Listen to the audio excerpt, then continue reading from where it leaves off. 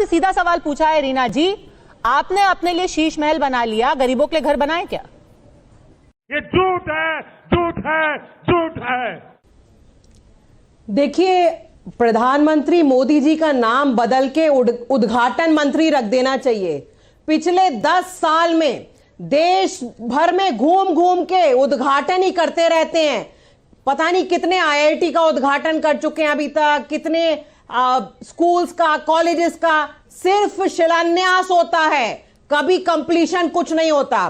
पद्मा जी, मेरे हाथ में इनका 2020 का संकल्प पत्र है। 2020 में इन्होंने कहा था कि 2022 तक दिल्ली के सारे झुग्गी वासियों को मकान मिल जाएगा। अब हम 2025 में आ गए। 2025 तक इन्होंने सिर्फ 4700 मकान दिए हैं। आज के मकान अगर हम काउंट कर लें तो दिल्ली में लगभग 15 लाख लोग झुग्गी में रहते हैं। तो उस तरह से 200 साल लग जाएंगे सबको मकान मिलने के लिए। तो ये जो संकल्प पत्र था इनका, ये 5 साल का नहीं है, मुझे लगता है 200 साल का था। पहली बात।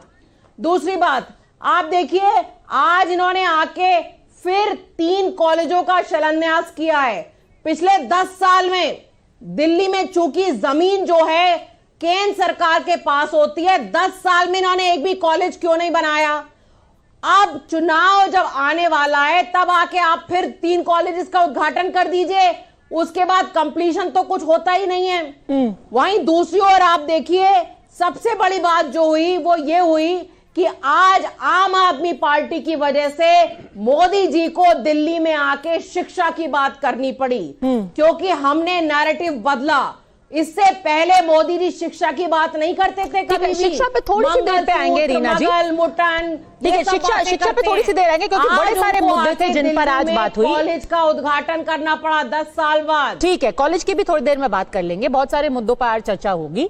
पर पहले घर पे ही अगर रहते हैं, आम आदमी पार्टी की सरकार ने कितने घर बना दिए गरीबों के लिए, झुग्गी वासियों के लिए? ठीक है, बीजेपी जिस रफ्तार से चल रही है 200 साल में वो सबको झुग्गियों से निकाल के मकान देंगे।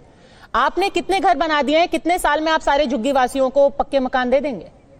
अभी बताता है भाई, अभी बताता है, अभी किया ना, अभी बताता है। देखिए पद्मजा जी, एक बात मैं और कहना चाहूंगी कि भारतीय जनता पार्टी ने पिछले 5 साल में दिल्ली में लाखों झुग्गियां तोड़ी हैं और लाखों लोगों को बेघर किया है। दूसरी तरफ आम आदमी पार्टी ने जितने भी जो झुग्गी एरियाज थे, जो अनऑथराइज्ड एरिया थे, कच्ची कॉलोनी थी, हमने सब जगह पानी की पाइपलाइन बिछाई है। 10,000 किलोमीटर नई पानी की पाइपलाइन हमने बिछाई है। सीवर की पाइपलाइन हमने बिछाई है। हमने 40 नए फ्लाईओवर दिल्ली में बनाए हैं और हमने दिल्ली में सीसीटीवी कैमरा लगाए हैं 5 लाख। दिल्ली में हमने जगह जगह स्ट्रीट लाइट लगाई हैं। जी रीना जी, बहुत अच्छी बात है, पर फिर से मैं आपसे पूछना चाहूंगी क्योंकि स्ट्रीट लाइट अपने सर के ऊपर रख के आदमी सो नहीं सकता, तो आज फिर से वही सवाल पूछूंगी। आप सही कह रही हैं कि ठीक है, जितना आपने 2022 में अपने संकल्प पत्र में लिखा था उतना काम नहीं हुआ है। भारतीय जनता पार्टी बहुत ही कछुआ चाल चल रही है। आपने कितने झुग्गी वासियों को पक्के मकान दे दिए हैं? क्योंकि प्रधानमंत्री ने आज क्या बोला, उन्होंने कहा मैं अपने लिए घर बना सकता था, मैंने नहीं बनाया। आपने अपने लिए अच्छा घर बनाया है, बहुत अच्छी बात है। गरीबों के लिए कितने घर बनाए?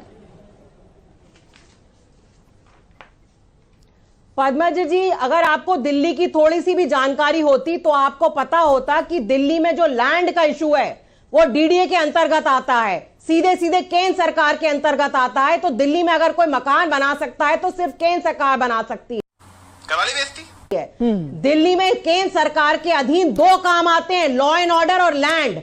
दोनों में देख लीजिए आप। लॉ एंड ऑर्डर की तो बात आप करिए, दिल्ली को इन्होंने फिरौती का अड्डा बनाया हुआ है इस समय। बताइए प्रेम शुक्ला जी, तो फिर अटैक का मतलब ही क्या है? रेप होते हैं रोज।